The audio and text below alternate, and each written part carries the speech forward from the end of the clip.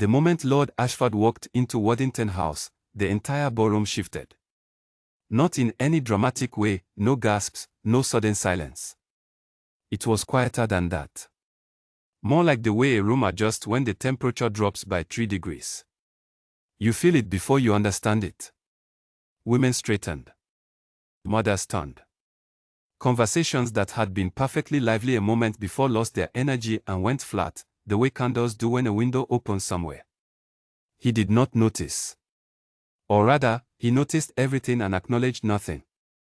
That was his particular skill. The Duke of Ashford had been walking into rooms and reading them in under 4 seconds for 11 years, and in 11 years, not a single room had managed to surprise him. He was 34. He wore his title the way a sword wears a scabbard. It didn't make the blade, it just held it. His name was Edmund. Edmund Ashford. Nobody called him Edmund except his solicitor, who was paid to, and his late mother, who had been the last person on earth he had permitted to do so. He took a position near the east wall, not the edge, because the edge was for people who were afraid, and not the center, because the center was for people who wanted to be seen, and he stood there, one hand loose at his side, and he watched the room do what it always did. It watched him back. He checked his watch chain. It was 7 minutes past 8.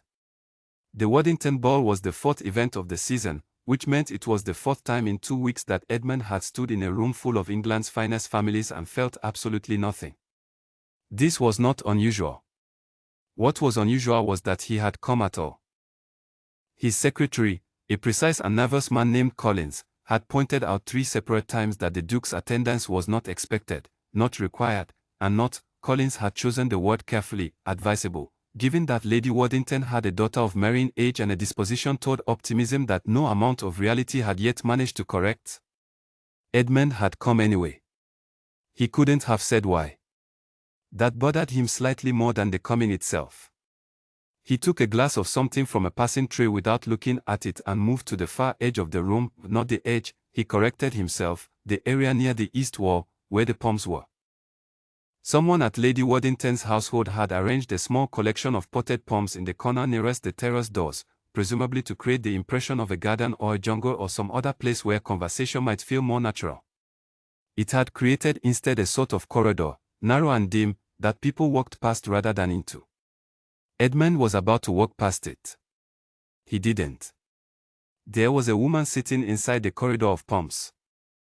Not standing, not hovering near the palms in the way people did when they were pretending to admire foliage while actually hiding from someone, sitting on a small chair that she had clearly moved from elsewhere, with a book open in her hands and her eyes moving across the page. At a ball. He stood still for a moment. The music was playing, a perfectly decent waltz, and the candles were bright and 200 people were circling and talking and performing the specific theater of the season, and this woman was reading. He looked at her. She did not look up. She was not young in the way that most of the women here were young, meaning, not anxious about it, not performing it. She looked to be somewhere in her mid-20s, with dark hair that had been pinned up with the specific imprecision of someone who had done it herself rather than submitted to a maid, and a green dress that was perfectly acceptable and entirely forgettable, and she was reading what appeared, from the thickness and the dull binding, to be a natural history text. He checked his watch chain. 7 minutes past 8. He had been standing here for 0 additional minutes, because he had only just arrived at this particular war, and there was no reason to be tracking the time at all. Lord Hardcastle bowed in her direction as he passed. She gave a small, distracted nod without lifting her eyes from the page. Hardcastle moved on, looking faintly baffled. Edmund almost smiled. He didn't. He moved to the long table where the refreshments were arranged and accepted another glass, also without looking at it, and turned back to the room. The Waddington daughter was dancing. Collins had been right about the optimism. Edmund felt the familiar, mild pressure of a dozen maternal gazes, the ones calculating whether tonight was the night to approach, whether the Duke seemed more or less approachable than usual.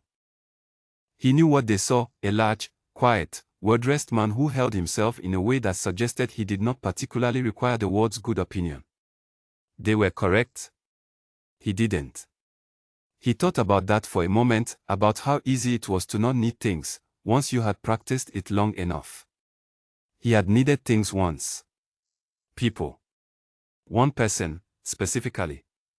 And then he had learned, at the age of 23, what need cost you, and since then he had kept his requirements very small and very manageable, and it had served him extraordinarily well.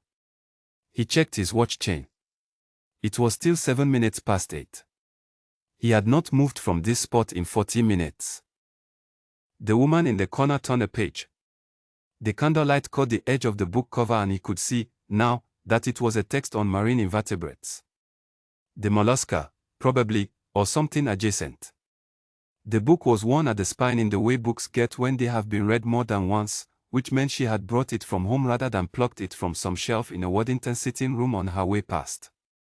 She had come to a ball with a book she had already read. Edmund set down his glass. He found himself thinking about the particular quality of not being looked at. He was looked at constantly. He had been looked at since the age of 12, when he became the heir, and more so at 23 when he became the duke, and every year since with no variation, no rest, no moment in any room where he was simply a person standing rather than a position being assessed. He had learned to use it, that constant gaze, learned to make it work for him, to let the coldness and the quiet do what words would have done less efficiently. It was useful. It was armor. He was looking at the only person in the room who was not looking at him. It should not have been interesting. He was not, as a rule, interested in things simply because they were unusual. Unusual things were usually just things he hadn't bothered to examine yet. He examined this one. She turned another page.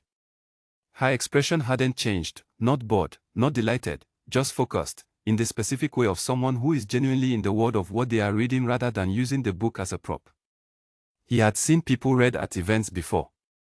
They always glanced up. They always wanted to be noticed, not noticing. She did not glance up. The waltz ended. A new one began. Lady Waddington's daughter moved partners with the smooth efficiency of someone who had been practicing this exact transaction since she was 15. The candles burned evenly. The room performed itself. Edmund checked his watch chain. 9 minutes past 8.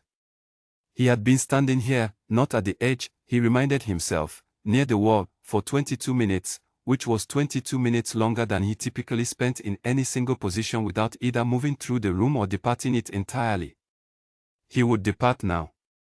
He did not depart. What he did, instead, was nothing. He stood near the east wall with the potted palms and the woman who was reading a book about marine invertebrates, and he felt something he had not felt in a very long time, which was the small, irritating sensation of genuine curiosity, and he kept checking his watch chain at intervals that had absolutely nothing to do with the time, and the book did not close, and she did not look up, and the room circled and performed around them both, and Edmund Ashford, the coldest duke in England, stood in the corner of a ballroom and had no earthly idea what to do next. That was new. He did not examine it. He examined it completely. He crossed to the refreshment table. He accepted a third glass, looked at it this time, set it down without drinking. He straightened his jacket. He made 2 circuits of the outer edge of the room, not the edge, the area near the walls, which took him past the palm corridor twice without him intending to go past it twice, and the second time he passed it she had moved slightly in her chair, not to look up, but to angle the book toward the nearest candle because the light in the corner was poor. She was very much still reading. He went home at 9:30. In the carriage, in the dark, with the sound of London moving around him, he sat with his hands loose in his lap and thought about nothing in particular and checked his watch chain once and found that the watch was not in his hand, it was in his pocket, and he had been reaching for it out of habit, which meant the habit had become something else tonight without his permission. He put his hand back in his lap. He thought about a book worn at the spine. He did not order the book. He did not find out who she was. He thought about both of those things for the rest of the drive home. He found out who she was on a Wednesday, from Collins, whom he had not asked. Collins had a gift for providing information that had not been requested but was nonetheless, he clearly felt, necessary. He did this with the timing of a man who had been watching his employer for 7 years and had developed a private theory about what Edmund actually needed, which he pursued with the quiet determination of someone who knew better than to say so out loud. "Miss Eliza Pemberton," Collins said, placing a letter on the desk with the studied casualness of someone pretending not to watch what happened next. "Second daughter of Mr. Gerald Pemberton, of the Surrey Pembertons. No title. Moderate income. The elder daughter married a man in Hampshire 2 years ago. Miss Pemberton is currently in London for the season at the invitation of her aunt, Mrs. Dorothea Clark, of Kensington." Edmund did not look up from the correspondence in front of him. "I didn't ask," he said. "No," Collins agreed, and left. Edmund looked at the name on the piece of paper Collins had set down. He had not asked Collins to write it down either, but there it was. Eliza Pemberton. No title. Moderate income. A natural history text worn at the spine. He put the paper in the second drawer of his desk, which was where he put things he wasn't ready to decide about. He thought about this later and found it strange that he had put it away rather than discarding it. He decided the distinction didn't mean anything. He did not examine the distinction any further. He saw her again on a Thursday. He had accepted Lady Forsyth's dinner invitation in October, 3 weeks before the season began, before he knew anything about any Pemberton, and he could not retract it now without giving Lady Forsyth the very specific kind of offense that she would hold carefully and deploy at the worst possible moment. So he went, and sat at a table of 12, and the woman placed to his left at the start of the dinner was Lady Forsyth's niece, whom he managed to handle with the minimum required courtesy, and the woman placed to his right, after the table was rearranged between the first and second courses because Mrs. Alderton had to leave early and everything shifted, was Eliza Pemberton. She looked at him the way you look at a door that has unexpectedly swung into your path. Not afraid of it. Mildly inconvenienced by it. "Miss Pemberton," he said, because he knew her name now and it would have been odd not to use it. She looked at him with the same mild, distracted courtesy she had probably given Hardcastle at the Waddington ball, the courtesy of someone who is being polite without particularly attending. "Your Grace," she said, and then turned slightly toward the conversation on our other side. He had not been dismissed in 11 years. He did not know what to do with the feeling that followed, which was not precisely anger and not precisely amusement and was located somewhere in the chest in a way that was physically peculiar. He ate his soup.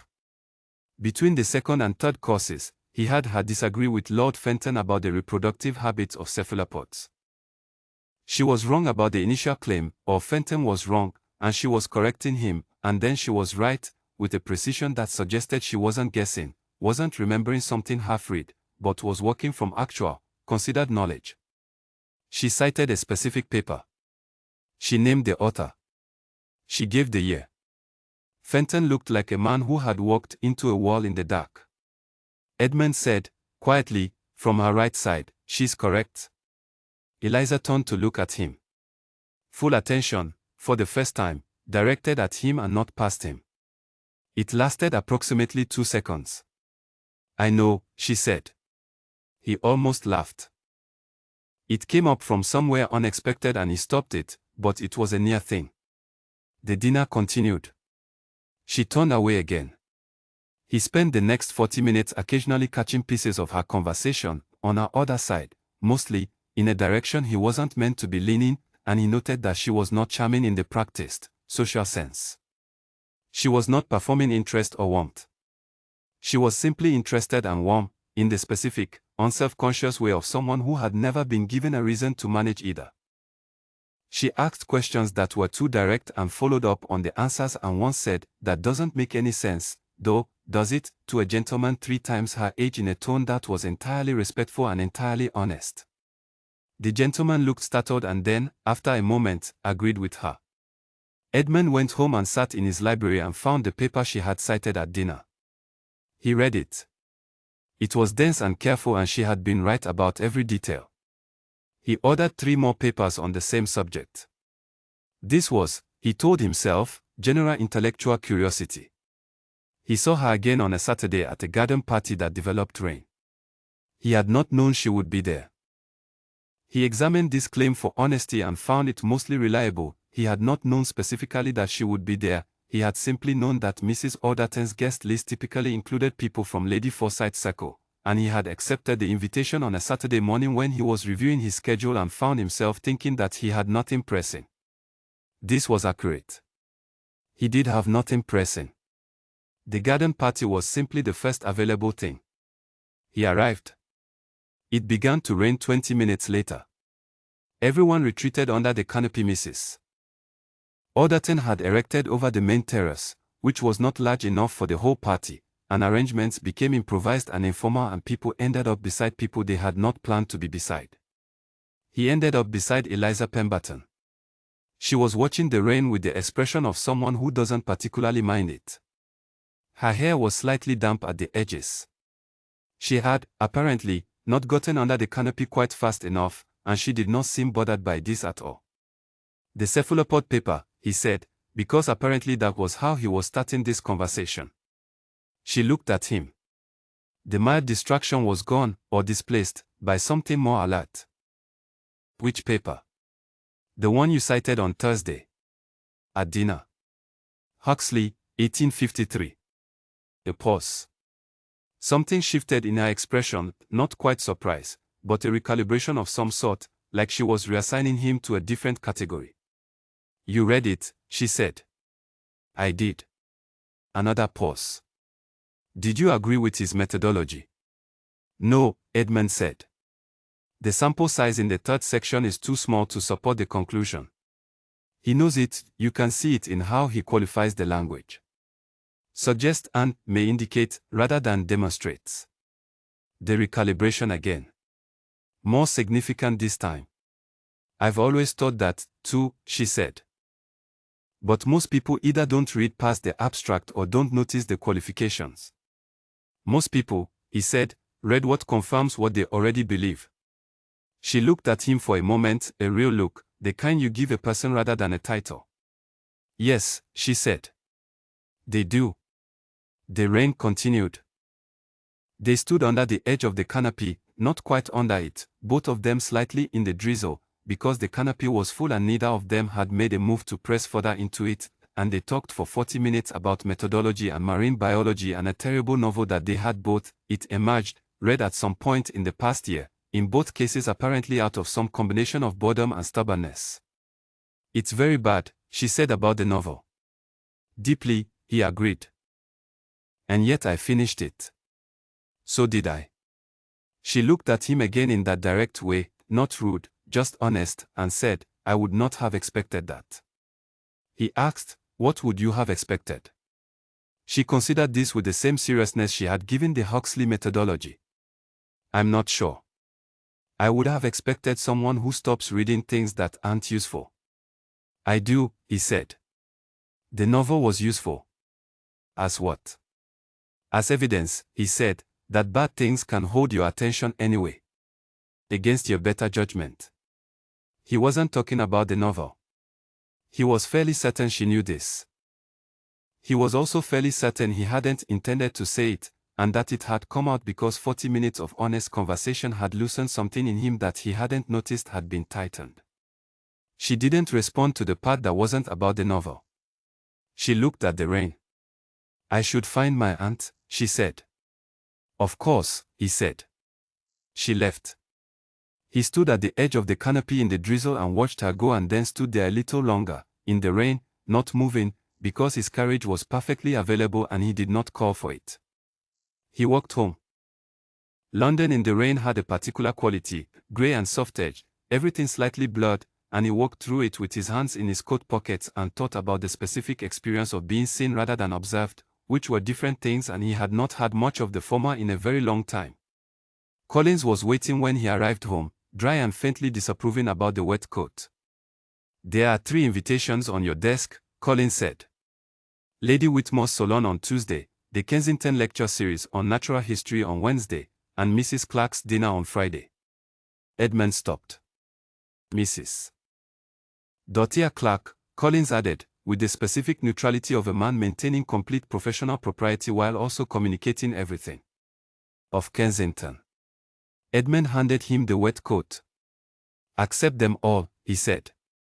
Collins accepted the coat. His expression did not change.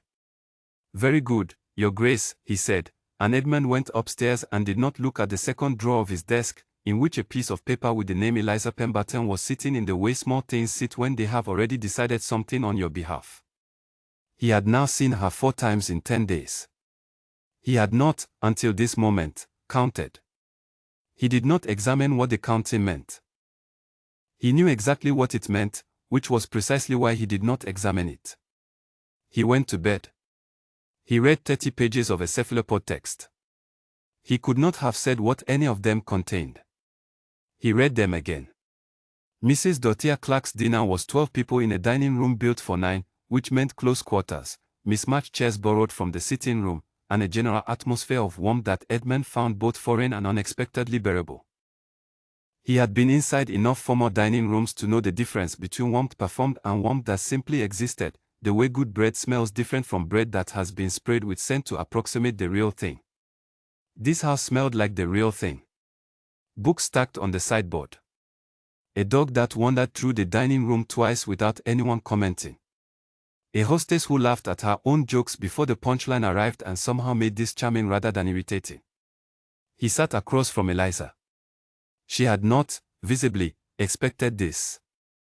He saw it in the half-second of stillness when she registered him, not alarm, not pleasure, something more complicated, the expression of someone rapidly revising a calculation while keeping their face completely neutral. She managed it well. Better than most people would have. He had managed the calculation that placed him across from her 2 days ago, when he sent his acceptance to Mrs. Clark and Collins, with the discretion of a man who had made arrangements for a duke before, had ensured that the sitting was arranged accordingly. Edmund had not asked Collins to do this. Collins had done it anyway. Edmund was going to have to revisit the question of what Collins actually understood about his professional responsibilities and how far they extended. He was not going to revisit it, and Collins knew it. Dinner was easy. This surprised him. He had not found dinner easy in approximately 11 years, had not found any social occasion easy, had not found easy the right word at all, because what he felt in social occasions was not the opposite of easy, it was simply nothing, a kind of smooth functioning that required no particular effort and produced no particular warmth. He was good at it the way machinery is good at things. Reliable. Cold. Unfeeling. Across from Eliza Pemberton, the machinery kept interrupting itself. She talked to the people on either side of her, a retired colonel on her left and Mrs. Clark's daughter on her right, with the same unperforming honesty he had noticed at Lady Forsyth's dinner, the directness that wasn't rudeness, the interest that wasn't flattery. She listened to people. Actually listened, which was rarer than it sounded. When the colonel said something she found interesting, she leaned forward. When he said something she thought was wrong, she said so, gently, with evidence.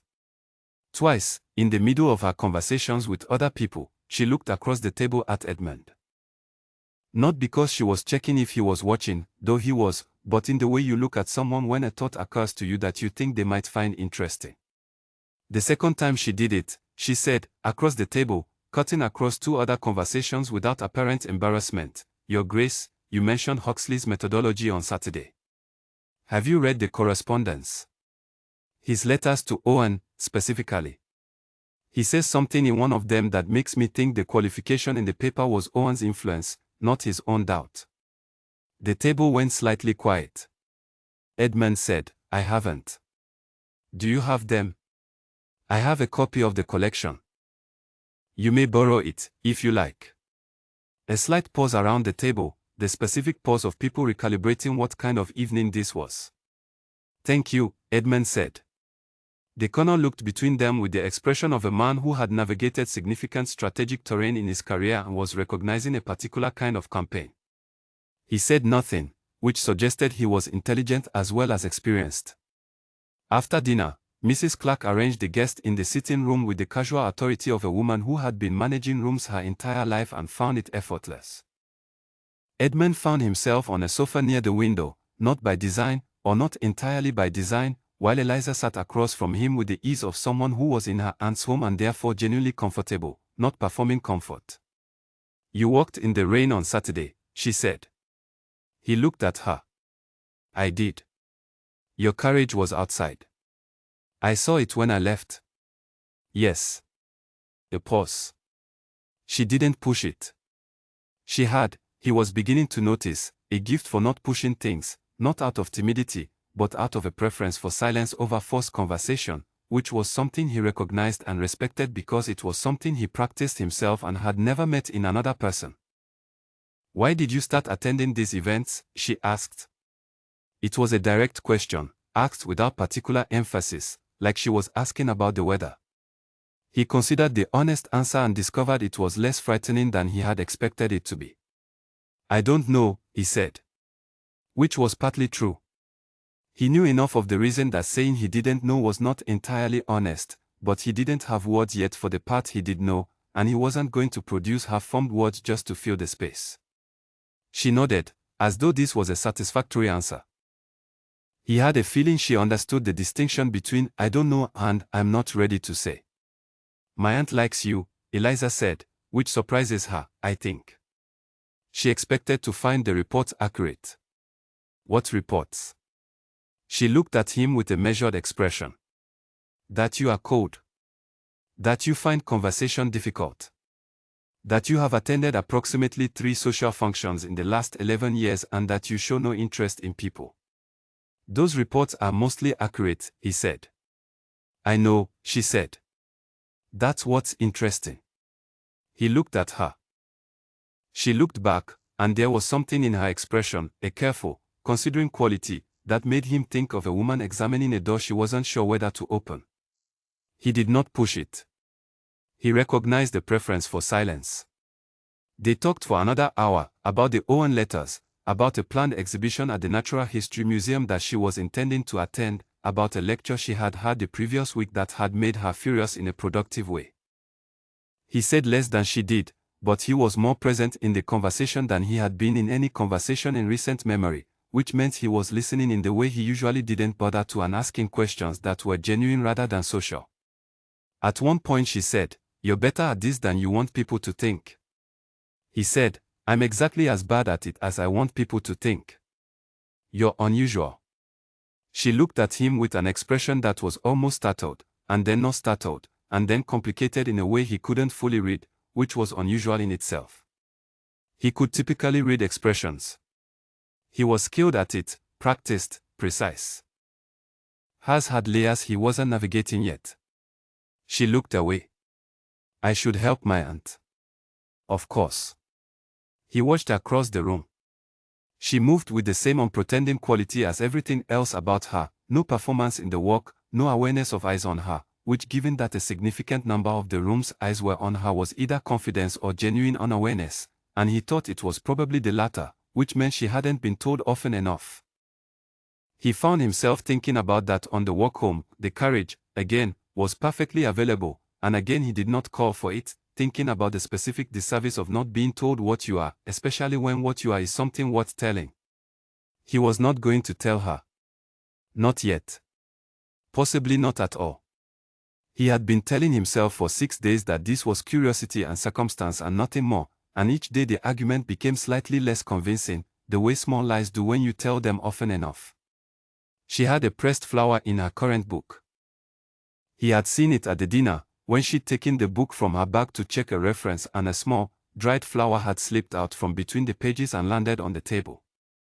She had picked it up quickly, not with embarrassment but with a carefulness that was different from that, protective, almost. She tucked it back between the pages and put the book away without explanation. He hadn't asked. He had thought about it, though. Several times. A pressed flower in a natural history text, handled with more care than you'd expect unless the flower meant something that had nothing to do with botany. He had not asked. He was not going to ask. Some things are held carefully for private reasons, and those reasons are not made available to people who have known you for less than 2 weeks. But he thought about it. On Monday, Collins put a card on the desk. Mrs. Alderton was hosting a small afternoon gathering, books, she said, and light conversation, and tea, and anyone who would find that pleasant was most welcome. Edmund had never in his life attended an afternoon gathering that advertised books and light conversation. He attended large formal events because they were unavoidable and garden parties because they were over quickly. Afternoon gatherings were the sort of thing people attended because they wanted to. He attended on Tuesday. Eliza was there. She was in the middle of an argument about the classification of a specific genus of fan when he arrived, and she did not stop the argument to acknowledge his entrance, which he found so refreshing that he stood near the doorway for longer than was necessary, just to watch her be the only person in the room who was not watching him. Later, they sat in the same window seat, not by design, or not entirely, and she told him about the lecture that had made her productively furious, and he told her, without quite planning to, that he had not been inside a natural history museum in 11 years, which was a fact that contained information he hadn't intended to offer. She looked at him with that careful, layered expression. "What happened 11 years ago?" she asked. He looked at the garden through the window. The question was too direct and too accurate, and he had walked straight into it by saying what he'd said, which meant some part of him had intended to say it. "A great deal," he said. "And then, I had not assumed I would be required to walk back into rooms I had left." He said no more. She asked nothing further. She looked at the garden too. They sat in silence for a few minutes, easy silence, the kind you can only sit in with someone who doesn't need it filled, and then she said, quietly, without looking at him, "I have a pressed flower in my copy of Wallace's Geographical Distribution. It is from my mother's garden in Surrey. She died 4 years ago. I have not been back to the house. I don't know whether the garden still looks like it." She said it the way she had handed him the book, simply, without weight, the way you tell someone a true thing when you trust them not to make it heavy. He said, "I am sorry." "Thank you," she said. And then, 4 years is long enough to know you won't ever stop being sorry about it, which is a terrible thing to know and also somewhat comforting. He thought of 23. Of a door he had closed and kept closed. He said, "Yes. That is exactly what it is." She looked at him then, that real look, the revision look, the one that moved him from one category to another, and he let her look. He did not perform anything. He just sat in the window with the garden outside and let her see whatever she found. "You should come to the museum exhibition," she said at last. "It opens on the 14th. "I'll consider it," he said. He sent his acceptance to the museum the following morning. He did not, he noted, put it in the second drawer. The trouble arrived on a Wednesday, in the form of Lord Hardcastle at a morning call. Edmund was not at home. He heard about it from Collins that evening, Collins, who had now apparently taken it upon himself to maintain a complete intelligence operation regarding anyone who visited the Pemberton household, which Edmund found alarming and necessary in equal measure. Hardcastle had called on Mrs. Clark's house, where Eliza was staying, under the pretense of returning a book borrowed from her aunt. He had sat for the appropriate length of time. He had spoken to Eliza for 12 minutes before her aunt returned to the room. In those 12 minutes, Hardcastle had managed, Collins was always precise, to suggest that the Duke of Ashford's sudden interest in the season had a specific explanation, that the explanation involved a woman, that the woman in question was Lady Cecily Drummond, a widow with a very large estate in Wiltshire who had been quietly connected to Edmund's name in certain circles for the past 3 years. None of this was true. Lady Cecily Drummond existed. Edmund had met her twice at functions and found her pleasant and forgettable in equal measure. The certain circles that connected their names were circles Hardcastle himself moved in and probably curated. Collins delivered this information with the measured tone of a man reporting weather and then waited. Edmund sat very still. "Why," he said, "does Hardcastle have any interest in Miss Pemberton?" Collins said, "He made an offer to her father last September. It was declined. Mr. Pemberton felt Miss Pemberton should have a London season before any decisions were made. Hardcastle has been waiting." Edmund sat with this. "He is," Collins added, with that same precise neutrality, "a patient man." Edmund said nothing for a long moment. He thought about Eliza at Mrs. Alderton's afternoon gathering, 3 days ago, looking at him with the revision expression, the one that moved him from one category to another. He thought about the pressed flower and Surrey and what happened 11 years ago said aloud into a window and the Natural History Museum and the carriage he kept not calling for. He thought about the look on her face the following morning, when he had arrived at the museum and found her already there, and she had turned and seen him and, for the first time, looked not distracted and not measuring but something closer to pleased. He had held that moment in some quiet part of himself since, taking it out occasionally, like evidence. Hardcastle had spent 12 minutes dismantling it, without Edmund in the room to say a single word in his own defense. Did she, Edmund said, say anything? Not to the caller, Colin said. To her aunt, after he left. Her aunt reported to her housekeeper that Miss Pemberton had said that she needed some air, and had gone to the garden. Edmund stood up. He went to his study. He did not sit down.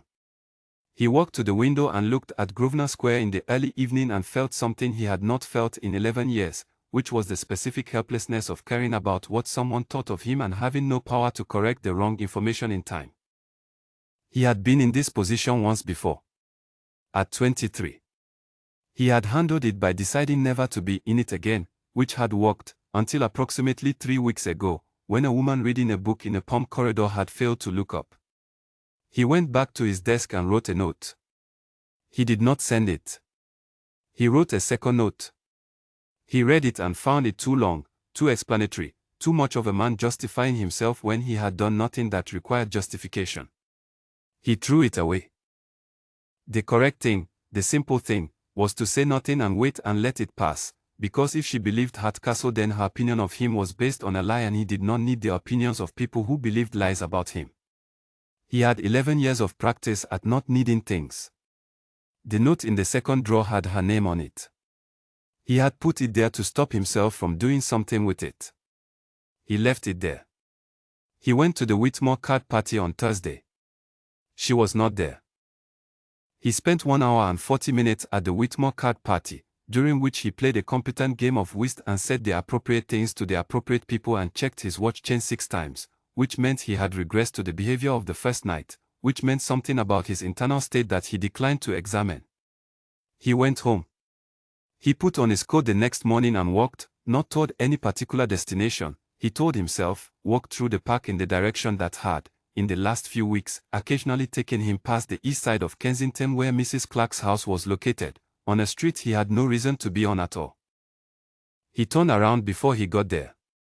He turned around, and then stood on a street corner for what was probably an embarrassing amount of time, and then walked back through the park and went home and sat in his library with a cephalopod text in his lap and read the same paragraph 4 times and remembered, vividly, that she had said he was better at this than he wanted people to think.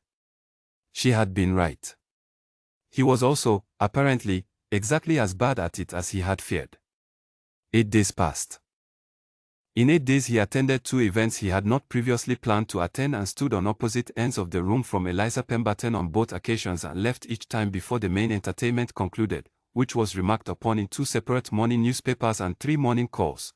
Because the Duke of Ashford attending events he had no reason to attend and then departing early was apparently more interesting than most of what was actually happening in London that week. He did not look at her. He was aware of her the way you are aware of a sound in another room, always there, always registering, never quite in front of you.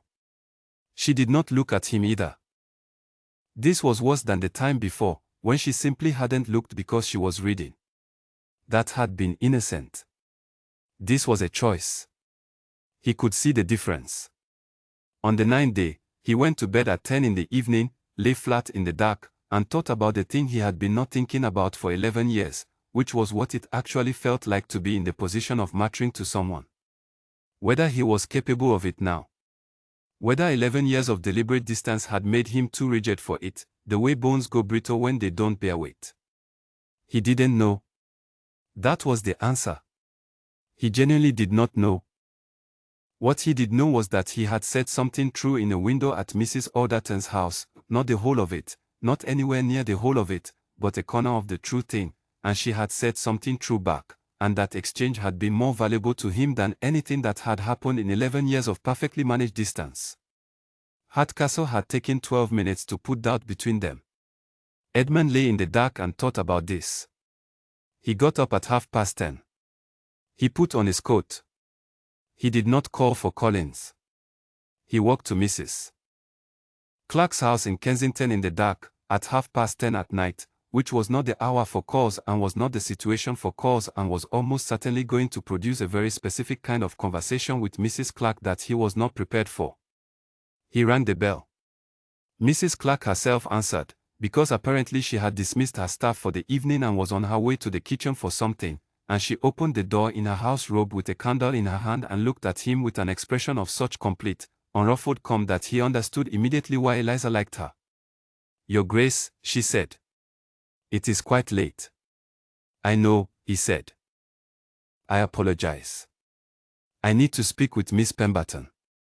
Mrs. Clark looked at him for a long moment, the particular look of a woman who has been watching a situation develop and has views about it but is deciding whether now is the moment to share them. She stepped back. "She is in the front sitting room," she said. "The door will remain open." "Of course," he said. He went to the front sitting room. Eliza was there, with a book open in her lap that she was not reading, he could tell from the page, which had not moved during the 30 seconds it had taken him to walk from the front door. She looked up when he came in, and her expression was not the revision expression and not the measuring expression and not the look she gave a piece of furniture that had spoken. It was careful. It was waiting. He sat down in the chair across from her, which Mrs. Clark had presumably arranged in the sitting room for exactly this kind of visit, and he said, "Hardcastle told you about Lady Cecily Drummond." She didn't confirm or deny it. She waited. "It is not true," he said. "There is no understanding between myself and Lady Drummond. There has been nothing between us at any point." Hardcastle had a reason to put that story in your ear, and I understand that reason, and the story is entirely false. Eliza looked at him. The book was still in her lap, closed now. "I know," she said. He stopped. "I asked my aunt," Eliza said. "She knows Lady Drummond. She wrote to her that same afternoon. Lady Drummond confirmed there was nothing." A pause. "I also know that Hardcastle made an offer to my father last September." Edmund said nothing. "I know he is patient," she said. "I know he wanted me to doubt you." "I am not," she added, with the mild, precise directness that he had first noticed at Lady Forsyth's dinner, in the habit of drawing conclusions from one source. He sat with this. It rearranged several things. "Then why," he said, "have you not looked at me in 8 days?" She was quiet for a moment. The candle on the table between them gave the room a narrow, warm light, and outside the window Kensington was dark and still. "Because," she said, carefully, learning that a specific doubt was false does not resolve the general question of whether a doubt is reasonable. He looked at her. "I do not doubt you," she said. "I doubt myself." Those are not the same thing. He understood this. He understood it with a completeness that surprised him, because it was exactly the structure of what had kept him at a distance from everything for 11 years, not distrust of other people, exactly, but distrust of his own capacity to survive the result of trusting. He said, "I engineered it. All of it. The Forsyth dinner. The rain at Mrs. Alderton's garden party. The carriage I didn't call for so I could walk past your street. Collins placed me across from you at your aunt's table. I did not ask him to, I did not have to. He understood what I wanted and he arranged it." She looked at him. Her expression had changed again, not to the revision look, something past it, something he didn't have a word for. "I am telling you," he said, "because you deserve to know from the beginning. I should have said it weeks ago. I did not say it because saying it meant deciding something that I was not, that I am still not entirely certain I know how to decide." He stood up. "I did not come tonight to ask anything," he said. "I came to say that. I am sorry for the 8 days. I should not have let you carry a doubt I could have corrected." He left. He walked home in the dark and felt the cold of the night air on his face and heard his own footsteps on the pavement and thought, with total clarity, that he had no idea what came next. That was the most honest thing he had felt in 11 years. He checked his watch chain at the corner of Grosvenor Square. He had not looked at it once all evening. She did not sleep. She lay in the narrow guest bed in her aunt's house and listened to Kensington settle into night and thought about a man who had walked through the dark to say a true thing and then left without asking for anything in return. She had been told true things before. Mostly they came with a hand extended, a request attached, a debt implied, the truth weaponized into leverage. What Edmund had done was different. He had arrived, said what he came to say, and left her with it, as though the truth itself was the point and not the transaction it might have opened. She thought about that for a long time. She thought about her mother's garden and the pressed flower and the fact that she had told him about it, not planned to, not decided to, just looked at the window and said it, the way you speak out loud when you are temporarily unguarded, and he had said 4 years is long enough to know, and she had understood, from the way he said it, that he was not speaking generally.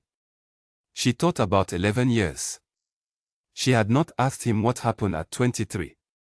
She was going to ask him eventually. She knew this the way you know certain things before you are ready to acknowledge knowing them.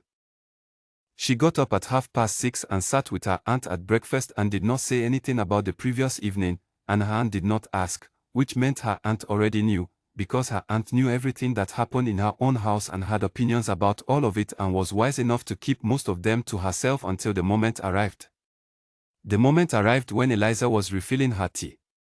"He is a good man," Mrs. Clark said, in the tone of someone stating a fact they have researched. Eliza set the teapot down. "I know," she said. "Cold men," her aunt said, with the authority of someone who had been a widow for 20 years and paid close attention to people, are not cold in their bones. They are cold in their habits. The bones are the same as everyone else's. The habits are simply very old and very practiced." Eliza looked at her. "You've been thinking about this?" "I have been thinking about it," her aunt agreed, "since the night of my dinner, when I watched a man who reportedly finds conversation painful spend 2 hours talking to you about dead mollusks and look more alive than I suspect he has looked in a decade." Eliza drank her tea. "What are you going to do?" her aunt asked. "I haven't decided," Eliza said. This was not entirely true.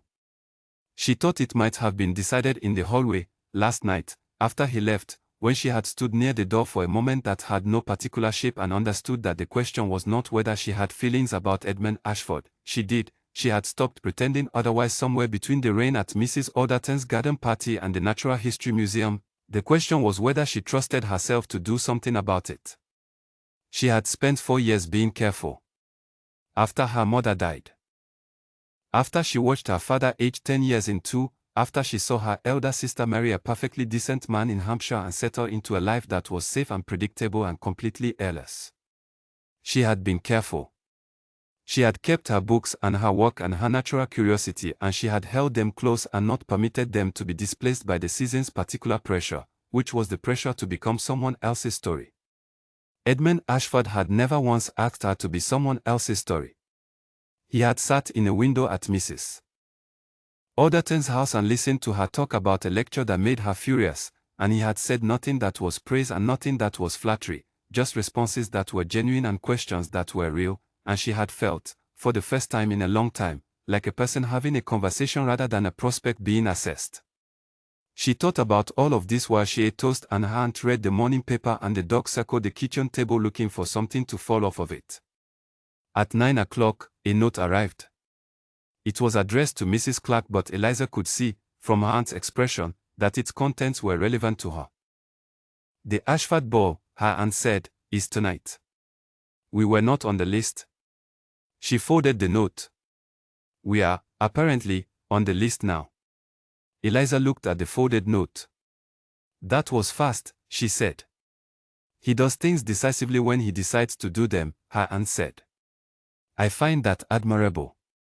Eliza went upstairs and opened the book with the pressed flower and looked at it for a while. Then she put the book in the drawer of the nightstand instead of packing it in her bag. She got dressed. She arrived at the Ashford ball at 8:30 with her aunt on one arm and, for the first time all season, no book in her bag. She had decided this deliberately. She had noticed, weeks ago, that he noticed the book, and she had noticed, more recently, that the book was in some ways a signal, a way of not being entirely present, of keeping one foot somewhere else. She left it at home because she was going to be entirely present tonight, and he was going to know the moment he saw her that the book was gone, and they would both understand what that meant without either of them having to say it. She walked into the Ashford Ballroom. It was larger than Waddington House, ceilings higher, candles more numerous, the whole thing arranged with a precision that suggested someone had cared about it very much and prepared for it over a long time. The guest list was the season's finest. The music was better. The flowers were extraordinary. She stood in the entrance with her aunt and let her eyes move across the room. She found him in 12 seconds. He was by the east window. Of course he was. He was standing with his hands loose at his sides and his jacket exactly right and his expression doing the thing it always did in public, that closed, cool surface, and he had not seen her yet. She had, she realized, been looking for him in every room for 3 weeks. Not anxiously. Not hopefully. Just in the automatic way you look for things that matter, the way your eyes go to the window when rain starts. She moved into the room with her aunt.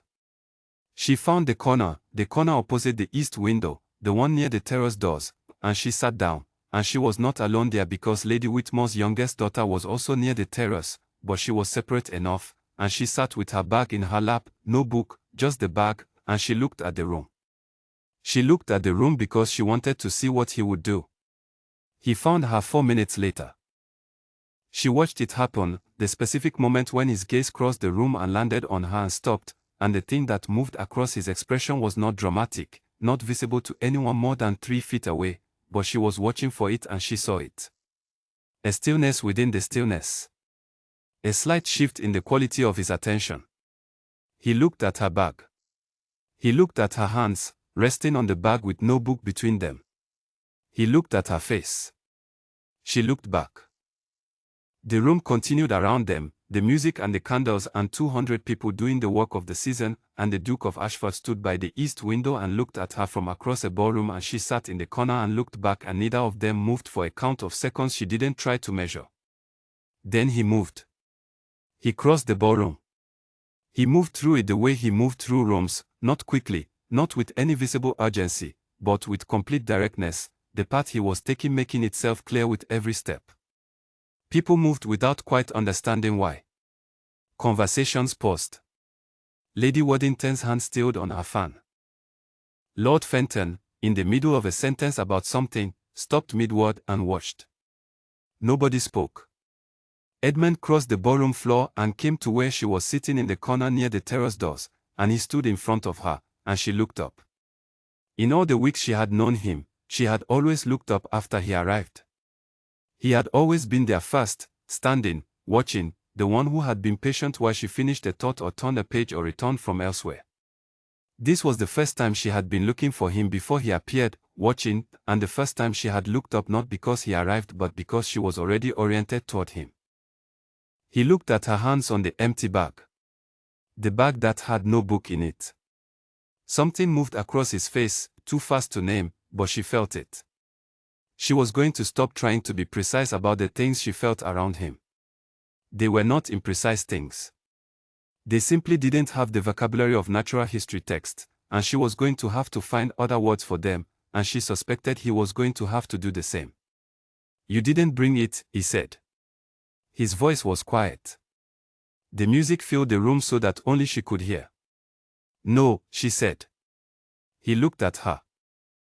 Then he sat down, not on the sofa beside her, on the small chair that was placed at an angle to it, the inadequate, borrowed-looking chair that was absolutely not designed for a man his size, and he sat on it anyway with a kind of deliberate unawareness of dignity that she found so unexpectedly endearing it briefly destroyed her composure. She recovered it. "I don't know how to do this," he said. The same voice, quiet, unhurried. Directed at her, not at the room. The room was watching. 200 people. Every eye that had tracked his path across the floor was now tracking the end point of it, which was her, in a corner, with no book, looking at England's Coldest Duke sitting on an undersized chair. She did not look at the room. "I know," she said. "Neither do I." A pause. The kind that could end badly, she knew, and also knew wouldn't. She knew it wouldn't because she had been learning to read him for weeks and she could read this. The watch chain was in his pocket and his hands were loose in his lap and he was not performing anything.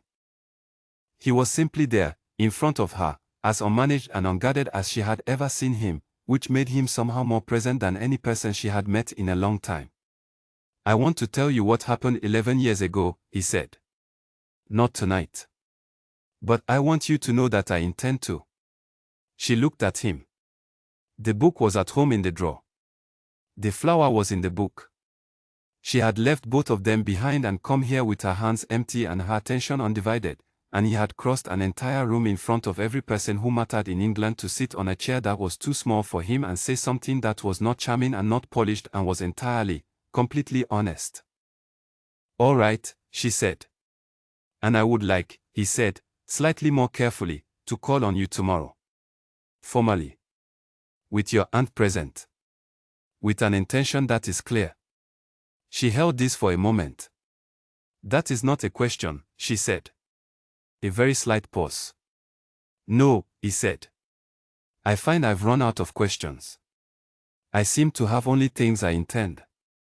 She felt a smile before she could stop it, not a small, surprised smile like the one at Lady Forsyth's dinner, but a real one, full and unguarded, the kind she gave in her mother's garden, years ago, when nobody was watching. She hadn't given it in a room full of people in a very long time. "Yes," she said. "You may call tomorrow." He looked at her smile with the expression of a man encountering something he had been told did not exist and finding that it does, in fact, exist, and is exactly as described. He did not smile back. He did something smaller and more significant, a slight loosening around the eyes, a breath released, the particular quality of a man who has been cold for a long time and has just felt the temperature change and is deciding whether to believe it. The book was at home.